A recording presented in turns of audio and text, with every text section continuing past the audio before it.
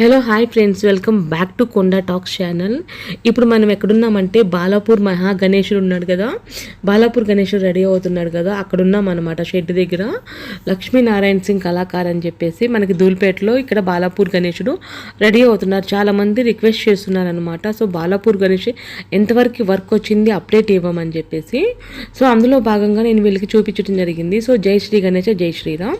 ఇక్కడ చూస్తున్నారు కదా మీరు, మినీ బాలాపూర్ అనమాట. ఇక్కడ స్పెషాలిటీ ఏంటంటే పైన సముద్ర మదనం కాన్సెప్ట్ కామనే, కానీ ఇంకొక స్పెషాలిటీ ఏంటంటే కళ్ళు మాత్రం మూసుకుంటూ తెరుచుకుంటూ అట్రాక్టివ్గా అనిపిస్తున్నాయండి. వచ్చిన వాళ్ళందరికీ చూడటానికి నిజంగా భగవంతుడే ఇట్లా ఓపెన్ చేసి తెరుస్తున్నట్టు అనిపిస్తుంది. అంత బాగా రియాలిటీ కళ అనేది వాళ్ళ యొక్క కళాకారుల యొక్క కళ అనేది ఉట్టిపడుతుంది. ఈ విగ్రహం మనం చూస్తుంటే అందులో అతిశయక్తి లేదండి. ఈ విగ్రహానికి ఎవరు కొనుక్కుంటారో కానీ చాలా లక్కీ ఫెలోస్ అనమాట. సో ఎంత ఖర్చైనా పెట్టుకొని కొనుక్కునే వాళ్ళు ఉంటారు, కానీ నాకైతే చాలా అంటే చాలా బాగా నచ్చిందండి ఈ వినాయకుడు మాత్రం. చూడండి, ఎప్పుడు చూడకుండా డిఫరెంట్గా అనిపించింది కాన్సెప్ట్.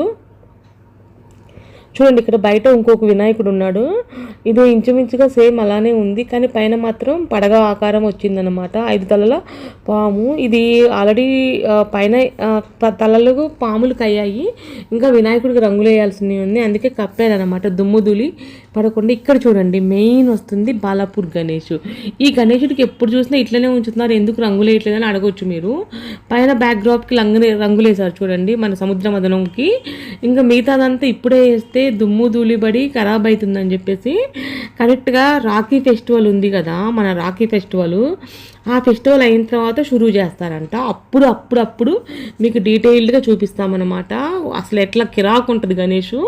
సో ఇక్కడ కూడా చూడండి, కనులు మూసి తెరుస్తున్నారు మనకి మహా గణేశుడు, అదే మన బాలాపూర్ గణేశుడు. చూడండి ఎంత బాగా భారీగా రెడీ అయిపోయారో. మనందరికీ కనులకి విందు చేస్తున్నారు ఈ గణేశుడు.